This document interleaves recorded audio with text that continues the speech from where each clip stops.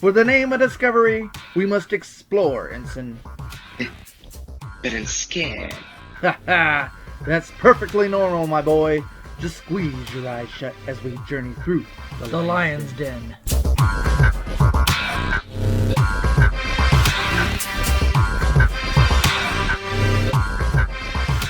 So in the 90s, there was this big old boom of Ninja Turtles merchandise. Ninja Turtles it started in the mid 80s, but by the time it gained speed up in the 90s with the cartoons and the comics and the movies and everything, there was this boom of merchandise. And being the 90s kid that I was, of course, I ate it all up. Particularly, there was all sorts of action figures galore. There was Star Trek turtles. There were Transformers turtles. There were Farming turtles even. There was sports turtles. As you can see here, I got Slam Dunkin' Don there. I remember there's a podcast called Turtle Soup, and their mission was to just cover everything there ever was of turtles, from the cartoons to the comics to the movies, down to the toys even. And so I was listening to an episode in which they had talked about they took a few sets of the action figures and they went ahead and they talked about them. Well, there's this one particular set. They were cavemen turtles or cave turtles, and each of them rode a certain dinosaur. And I want to say it was Raphael, but one of them rode a pterodactyl. And I remember this figurine from when I was a kid, and I remember always whenever I get a action figure, I'd look at the back card and see what else was available. Here not only is there Slam Dunkin' Don, but there's Shell Slamming Mike, Grand Slamming Raph, Shell Kicking Raph, Slapshot Leo, just telling you all sorts of the other figures that you can get. And so, I remember seeing, all sorts of figures that I wish I would have got, that included. And so that refreshed my memory, that podcast. And so there's this toy store up in Lincoln Nebraska called Toys from the Past. And the name says it all, it's toys from your past. And I always made a point to go there at least once a year on my birthday. I meet up with my parents and we'd go up there. And, I'd always have them stop at Barnes Noble in the morning. We would have some coffee there at the Starbucks, get some books, and then we would go out to eat. And then afterwards, we would go to Toys from the Past. Last year we didn't get to do it. I decided let's just stay home, and we can FaceTime or whatever, because last year was a really critical time and just wasn't really wise to be around, especially your loved ones and stuff. So this year we went and did that same old routine. And I met up with Chewing on Brains co-founder Tim Flesner. Him, me, and Brian Biggs of Geekery Update. We all started up Chewing on Brains. And we'd never met each other. Brian, he lives all the way in Colorado, so it might be a while before I get to meet him. But Timmy, just being in Lincoln, which is fairly close to where I'm living now, that was totally doable to be able to meet up with him. And he knew exactly where Toys from the Past was. He's also a nostalgic connoisseur as I am. And so we met up there, and we took a picture together. You can see on the Brain Digestion Facebook page, I put up the picture of him and I together. So anyways, looking around, of course, visiting with Timmy and everything, and just looking around of all the goodies, And there in the display case, I saw him. I saw the turtle, whether it was Raphael or Michelangelo or whoever, but there he was writing the pterodactyl. And so I called the clerk over there and said, hey, come here. I'd like to check out that turtle on the pterodactyl, you know? And, you know, I saw the price tag, said $9.99. I was like, oh yeah, that's totally doable. I think I'm going to get this, you know? So he gets in there and brings that to me, and I'm looking at it. Well, the price tag, lo and behold, was not $9.99. It was $99.99. And I was like, okay, thank you. You can take that back now. I think I'm good. I'm not gonna spend, you know, all my money. I mean, I can't remember how much money I had on hand, but it definitely, you know, I definitely wanted to get more things from a buck, you know, than just that one. I mean, it was cool as shit, you know, and very well maybe could spend $100 on it someday, but just not that day. And you know, I've done this recording several times, and each and every time I've done this recording, Binks feels the need to jump on the back of my chair. I mean, I can tell you that I don't know what it is, but I know what it is. He just wants to be a pain in the ass. No, slap me in the face with your tail. That's cool. All right, well, we're just going to carry on, pretend like he's not there. Actually, as a matter of fact, you're starting to climb the shelf now, and that's not cool. Okay. Anyways, so, you know, I had these pterodactyls fresh in my mind, you know, and I had just finished Sasquatch and the Scorpion. I published it earlier this year, and in there, so Sasquatch and the Scorpion, the characters visit 3 different dimensions. They're parallel dimensions, alternate realities, you know, whatever you want to call it. I mean, I even say in the book that you could call it several different names, but most particularly, I called it Dimension A, B, and C. So, in Dimension A, velociraptors rule the world. There's a theory that if dinosaurs, or at least velociraptors, if they had survived the extinction and were, you know, if they survived the extinction and they stayed alive to this day, that they would be the dominant species. They would treat humans as if we were their cattle. And, you know, that theory always gave me the Planet of the Apes vibes. You know, I kind of jumped on the Planet of the Apes train a little bit later in life, but when I did, I really grabbed a hold of it. And so, and I think around that time that I had heard that theory, I was really big into Planet of the Apes. So it just really reminded me of that. And so obviously there's some Planet of the Apes inspiration in Sasquatch and Scorpion. And of course, being dinosaurs and velociraptors, here they are on the back there.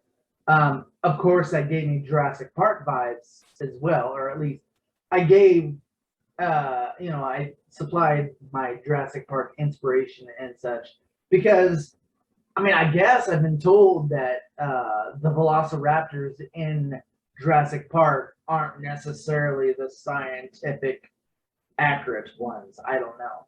But at least the velociraptors from Jurassic Park are what you get in this book. So anyways, so as I concocted the story of Rift on Ribophone, and I got to this second part here, in which the orbs and the dimension surfers, you know, they go ahead and they went through cross path, and they've got to get to the gates, and they're going to enter the bottomless country.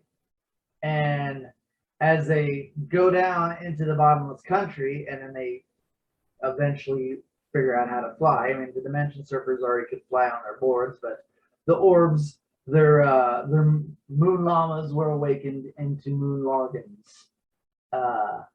And so they were able to go ahead and fly and kind of figure out which city ship they were going to land on. Well, they were attacked by pterodactyls. And so, you know, naturally I thought, okay, this could be like a cousin to the raptors you meet in Sasquatch and Scorpion. I mean, it's all alternate or parallel dimensions and I say in Sasquatch and Scorpion how everybody has their own doppelganger. There is your version somewhere in the other dimensions, kind of like a mirror effect or an echo effect. And so, who's to say that the raptors of Dimension A weren't doppelgangers to the pterodactyls in whichever dimension this is that the dimension surfers have traveled to and met the orbs, and then consequently meeting the pterodactyls.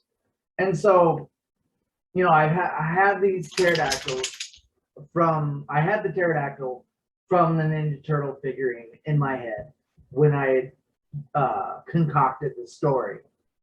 And so, therefore, that's what I envisioned as attacking the orbs. So, I'm a huge Ninja Turtles fan. Always have been ever since I can remember. And when you're talking Ninja Turtles and you're talking dinosaurs, I tend to think a lot of some of my favorite Ninja Turtle stories. Some of my favorite stories, period, are time travel stories. I love time travel. You could about every book I have put out so far, there is some kind of element of time travel in there, and you definitely tell that I love time travel.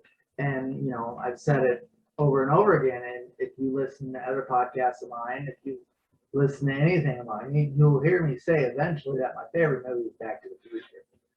And so, of course, loving Ninja Turtles, loving time travel, thinking of dinosaurs and Ninja Turtles, of course, you're going to add the time travel element to it. There's always some kind of Turtles in Time story. Now, of course, there is the classic game, Turtles in Time for Super Nintendo. Many will argue that this is the best Ninja Turtles game ever. I am one of those that will argue with you. Many will argue with you that this is the best Super Nintendo game ever. And whether it is the best Ninja Turtle or best Super Nintendo game ever, I'm not going to argue with you on that one. I'd probably say it is the best Super Nintendo game ever. But of course, that's one iteration of the Turtles in Time element. Another one is, of course, I always think of, there's this book right here. It's a collection of the comics that Mirage Studios, the original imprint of Ninja Turtles from Kevin Eastman and Peter Laird. So this is book 3, a book 3 collection. I got this several years ago, and this includes probably the first Turtles in Time story. And there you've got Renette and you got Cerebus. Now, those two are not in the same story together. Renette, as you can see there, she's got clocks all over her. Of course, she is part of the time travel story. And then there's, of course, another story where they team up with Cerebus. Cerebus, the aardvark, Kevin Eastman and Peter Laird, they were inspired by other indie comics in which Turtles was, and Mirage Studios was, including Dave Sim was another indie creator in which created Cerebus. And then, this is the first time I ever heard of Cerebus, ever read Cerebus. Of course, being inspired by Dave Sim, they as well as Stan Sakai, who created Usagi Yojimbo, on which you see him all over the Turtles comics. They have collaborated a lot together. And then, like I said, this is the first time I ever saw Cerebus, ever read of Cerebus, until, first and only time, until I came across this gem. This is Spawn number 10 from Image Comics. And Image Comics in the early days, it started off as a bunch of writers and artists from Marvel, mainly artists. They kind of got a little frustrated with Marvel that they didn't really have any rights to the characters they created. Rob Liefeld, which, whatever you want to say about Rob Liefeld, he created Cable and Deadpool. Deadpool, of course, being one of the most famous Marvel characters. So he was one that went over to Image. You've got Jim Lee, who he kind of rebooted the X-Men gave them the style that you see in the 90s animated series. And then, of course, after he went and helped start Image, eventually he went over and now he's co-publisher of DC, and he's done a lot of great things for DC, including Batman Hush. So anyways, Todd McFarlane was another one of them guys. Now, he was most famous for his work on Spider-Man. He created the whole look of Spider-Man having the spaghetti webs. And so one of his creations was Venom. That's who he created for Marvel. So when he went over to Image, and everybody who went over to Image, they were given their own sub imprint. And so Rob Liefeld had Extreme Studios. Jim Lee had Wildstorm, which had Wildcats, and Wildcats. I can't think of what, because Wildstorm comes from Wildcats, and then Storm. I can't remember what the Storm part of it was. Well, anyways, and then you got Todd McFarlane Studios, in which was Spawn. So we get to issue 10. Now, a lot of the early issues of Spawn was Todd McFarlane had drew it, but he had a guest write it. There was one with Frank Miller. There was one with Neil Gaiman, which I have those issues as well. They're right around here, like 9 or 11 or whatever. And then you have this here with Dave Sim, in which you have the team up with Cerebus. And of course, Dave Sim being the indie creator that he is, and then Todd McFarlane and the creation of Image, the way they embarked about things. Image is still they still do support indie creators to this day. They just took on Lady Mechanica, another great indie comic, and now they're going ahead and publishing Lady Mechanica. You can look at some of my older videos on my YouTube channel called Comic Book Days. I talk about Lady Mechanica a few times in there. And so anyways, so this issue right here, Todd McFarlane teaming up with Dave Sim, two of their characters that they do own. And it kind of gets a little political in a stance on that take on creators who work for the bigger companies like Marvel and DC who don't get to own their characters. So anyways, back to this one here. So then, we have the story with the Turtles and Cerebus, and then we have the story with Renette. Renette, she is a Time Lord apprentice, not to be confused with the Doctor Who Time Lord, although, they do time travel as well. So she is an apprentice to Lord Simultaneous. And she is a student, she is a teenager, just like the Turtles. And so she gets herself in trouble and she doesn't know what she's doing most of the time and everything. And she's trying to take the Turtles to time traveling, but of course they go through some hiccups along the way. Well, they're after, the villain that they're after, and I always have to look at his name, I can't remember, Savante Romero. And I can always picture him. He's a demonic looking guy, demonic looking character. And if you ever want to go for an alternate villain besides Shredder, that's the guy to go for. So yeah, they're after Savante Romero. Savante Romero goes back to the Stone Age. Here we are with the Cave Turtle inspirations. He goes back to the Stone Age, and his plan is to disrupt the Ring of Fire. The Ring of Fire is a series of volcanoes around the Earth, and if you let them off all at the same time, then it creates world destruction. And I think maybe he was trying to align things just right, so when the meteor that came to destroy the dinosaurs, create the extinction, and he was trying to align the Earth just right so it would get hit by the meteor or something, I don't know. So anyways, his big deal, he wanted to align the Ring of Fire and has something to do with that meteor. and he creates himself this big old ark made out of dinosaur bones, and he's up there and everything. And so they adapt this story a couple times in the cartoons, not in the original one, which although that would have been really sweet to see these characters in that original style or the style of the original cartoon.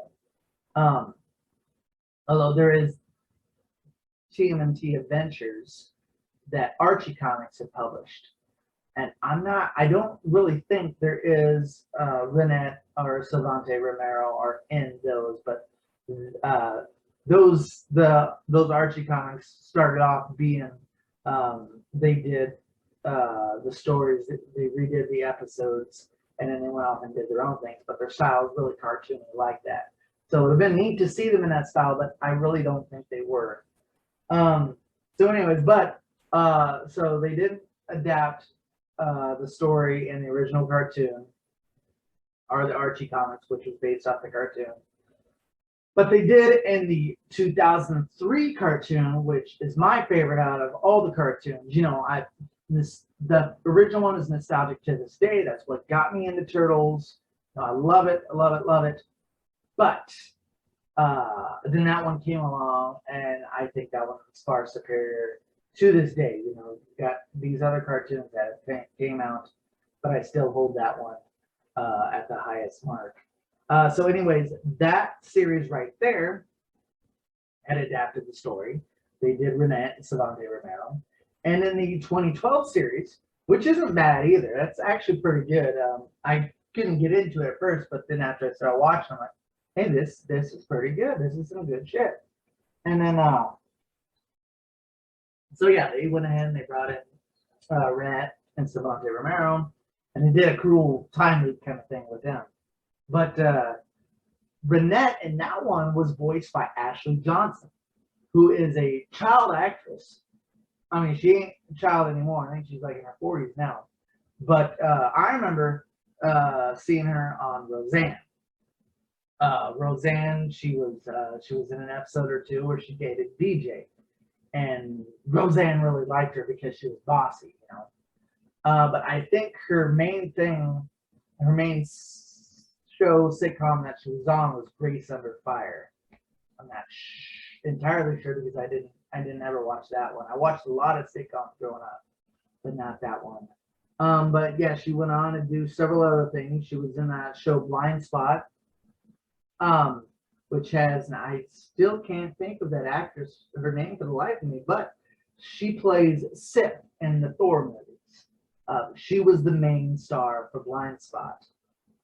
And Ashley Johnson, she was the techie character. She was the one that sat in the lab. She sat, in the shadows, kind of giving the intel and stuff, and everything for her to do her missions.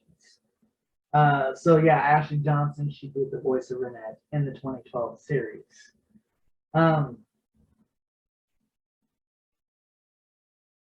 So yeah,